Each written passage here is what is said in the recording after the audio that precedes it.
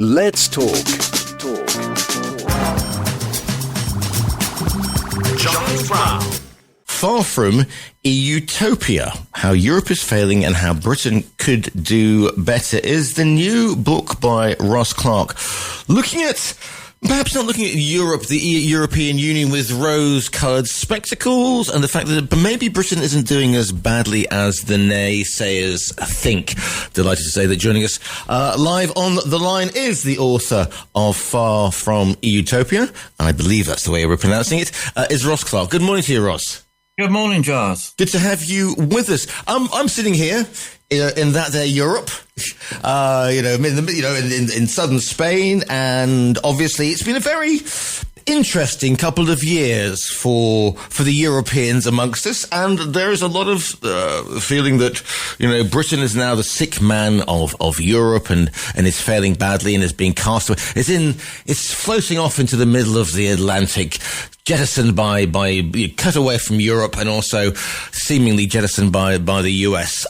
Explain a little bit about the reasoning behind your book.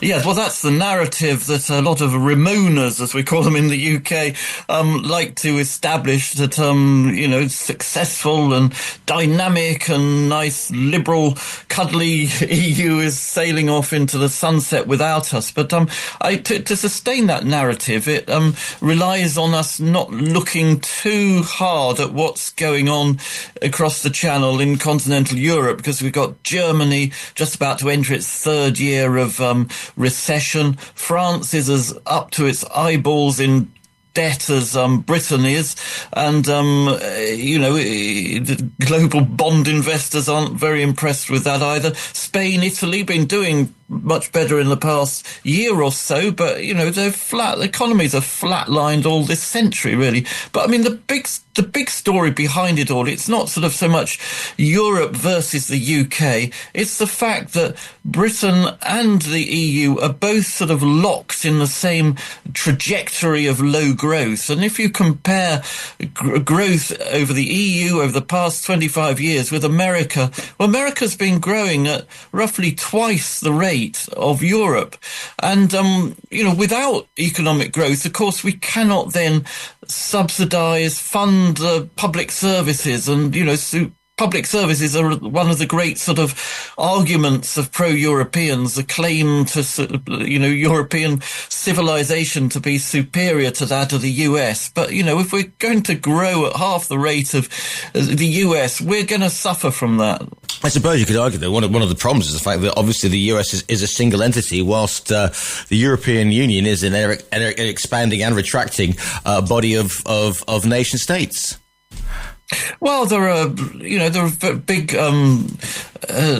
divergence between economies in the US, between states, as there are between European countries. Yes, of course, some European countries are doing better than others, but the overall picture is one of a sclerotic economy, and there are good reasons for this, because what I'd say in the book, one of the main reasons why Europe is sort of falling behind is it has this heritage approach to industry. It sees a present industry, says that's got to be preserved, the jobs have got to be preserved, rather than embracing new technology, embracing new things, and allowing the sort of constant reinvention of the economy, which the Americans are very, very good at, and which is, ultimately the story why they grow faster than we do. What was the starting point of this one? What was the if you like, the spark that made you think, right, I need to put this down on paper. I need to put pen to paper or finger to keyboard, because we need to. Is it a question, Ross, that perhaps also you say Far From EUtopia.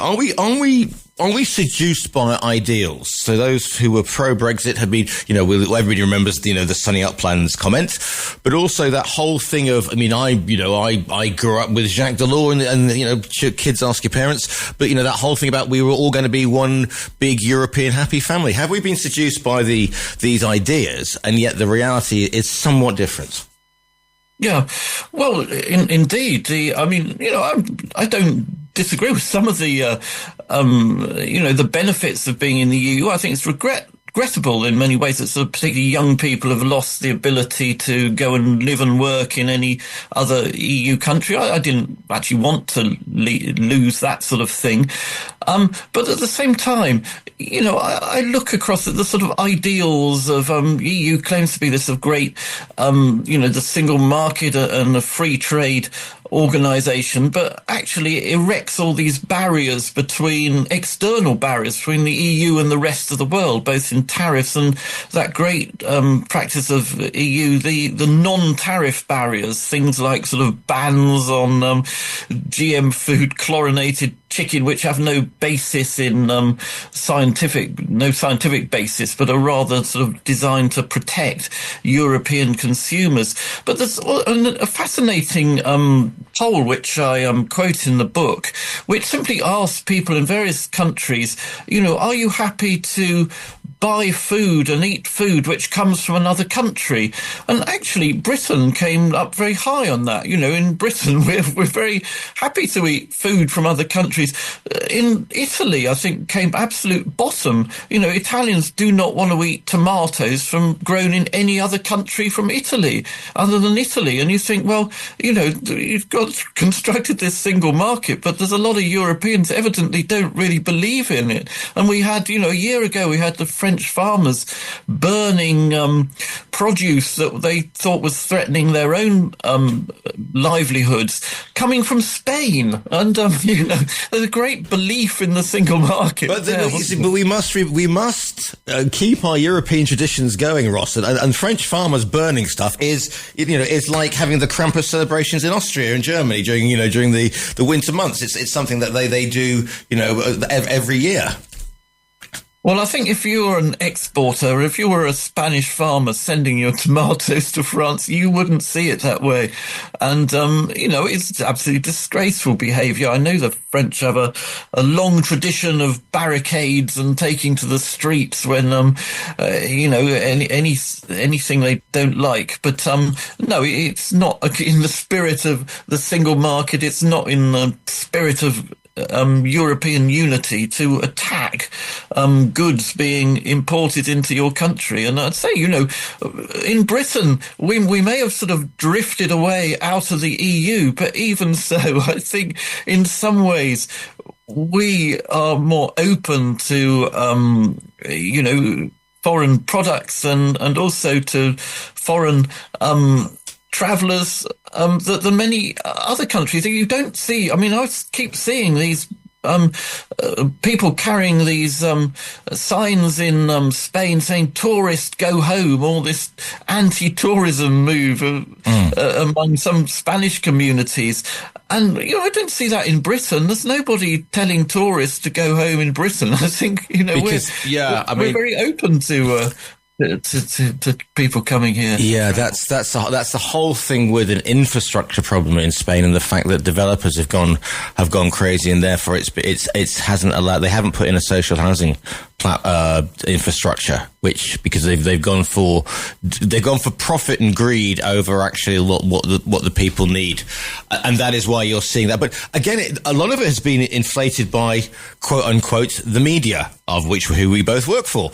And if you were to believe what you're seeing in the media as well, you would think that Britain is xenophobic, bordering on racist. Of course, the riots after the Stockport murders, and we're getting the thing today, the judgment today about that, seem to say that that basically large swathes of the UK were inherently racist, if nothing else. You don't believe that either, Ross? Well, I quote a number of sort of studies which have attempted to compare attitudes between countries, and virtually every one of them puts Britain as one of the least racist and xenophobic countries in the world. And in the European context, I think it's Britain and Portugal come out best. Look at, if you want nasty far-right parties, you won't find them in Britain. We don't have a functioning far-right party of any significance in Britain at the moment. But, every other country seems to have these sort of, parties with very disturbing attitudes towards migrants and so on. And, illegal migration has to be contained, but it has to be contained in a civilized way. And when you hear some of what has been said by German politicians particularly, and German politicians which are very close to being in power, those are sentiments that would not be acceptable in Britain. But which are said openly by mainstream politicians, Germany, Holland, Belgium, and so on. The politics surrounding migration is far more rancid in many European countries than it is in Britain. So I just do not buy the argument that we are a sort of racist, xenophobic country which stands out from the rest of Europe. So where does Britain go from here then? Well, does it still continue to have ties with the EU? What's your vision, if you like? What do you think should be happening in regards to the UK and its relationship with the EU? And should it be looking west towards America and rebuilding that special relationship? Well, I want Britain to trade with countries all around the world, and we are. The US, by the way, is our single biggest trading partner and was during our latter years in the EU. Since leaving the EU, we've managed to cut trade deals with Australia, and we joined the Trans-Pacific Partnership, which might seem a bit odd given our geography, but given that a growing amount of our trade is in services rather than goods. Physical location doesn't actually matter. We can and should trade with everyone.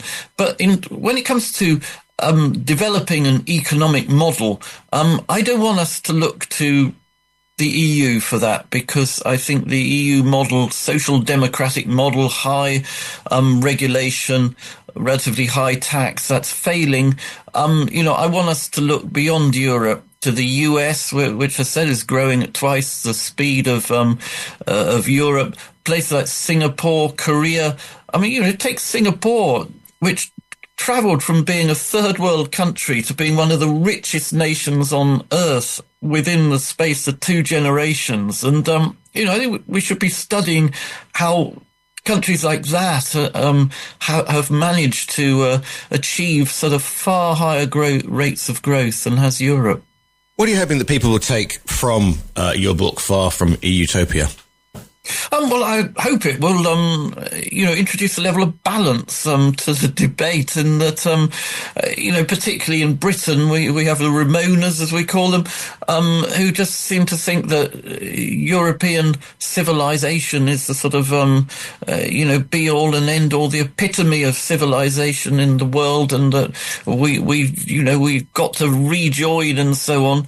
And, what I hope the book will achieve is to persuade people, to look a bit abroad and say Brexit is done. Of course we want and we need good relations with Europe, but, we need to look to the wider world for inspiration of how we get out of our sort of slough of low growth and failing public services. The book is called Far From EUtopia. It's by Ross Clark. Ross, if people want to find you online, you're active on the socials. Is there a website? Where can people in the nicest possible way engage in conversation or just see what you're up to? Well, I have a Twitter feed, Ross Journo Clark, no E on Clark, or the place where my work is most often found is in the Spectator website, which is www.spectator.co.uk. You'll find offerings from me several times a week on that site. And you'll be always able to order the book via our own virtual bookstore. The book is called Far From EUtopia. It's by Ross Clark. Ross, thank you so much for your time today. Thank you.